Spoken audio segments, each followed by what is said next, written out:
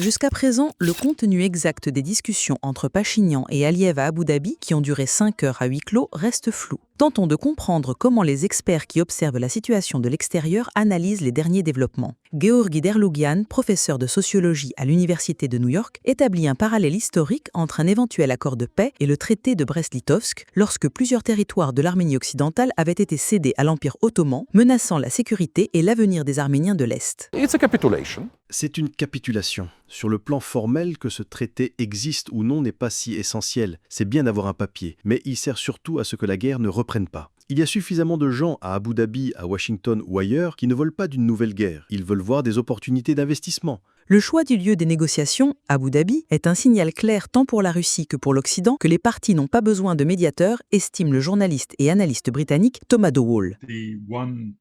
La seule question qui est de nature plus internationale, c'est celle des transports et des communications. Le thème du corridor vers le Nakhichevan vient maigri, la question de l'ouverture des frontières. Sur ce point, la Russie a toujours eu son propre agenda. Mais nous voyons pour la première fois l'Arménie et l'Azerbaïdjan rejeter l'implication des forces russes sur cette route via maigri. C'est important car ni la Russie, ni les États-Unis ne devraient prendre le contrôle de cette route. Y a-t-il un lien entre ces négociations et la situation politique intérieure en Arménie, les arrestations et les accusations? À quoi les liez-vous?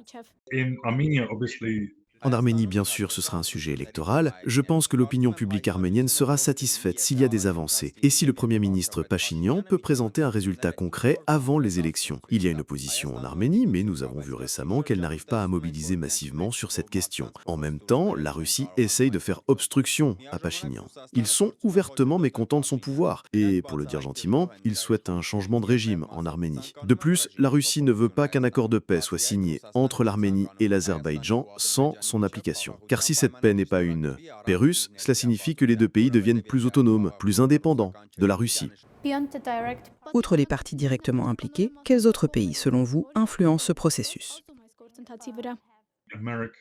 Les États-Unis essaient de promouvoir leurs intérêts. Il y a aussi des rumeurs sur l'implication possible d'une société conjointe arméno-américaine. Mais ce ne sera pas un deal purement américain signé à Washington. C'est une application internationale plus large. L'éditeur du journal California Courier, Arut Sassounian, ne partage pas l'avis de Dewal. Selon lui, Trump ne sait même pas où se trouve l'Arménie, et la déclaration du secrétaire d'État pressenti Marco Rubio ne signifie pas que l'Arménie est importante pour les États-Unis. Rubio, sachant très bien qui il parlait, à Trump, qui adore qu'on le couvre d'éloges, a parlé de lui avec des louanges extravagantes. Il a dit que Trump avait réussi à régler telle guerre, puis telle autre, des déclarations très éloignées de la réalité. Et c'est dans ce flot de louanges qu'il a ajouté « Bientôt nous allons aussi régler la question Arménie-Azerbaïdjan ».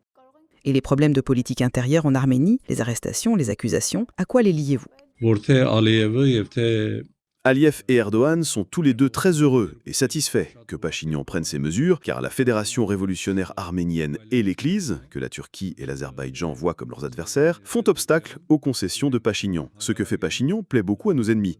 L'intensification des négociations laisse entrevoir une diminution des risques d'escalade militaire et donc une chance de résoudre tous les problèmes par le dialogue. Nos intervenants sont d'accord sur un point, tout cela est lié aux élections à venir.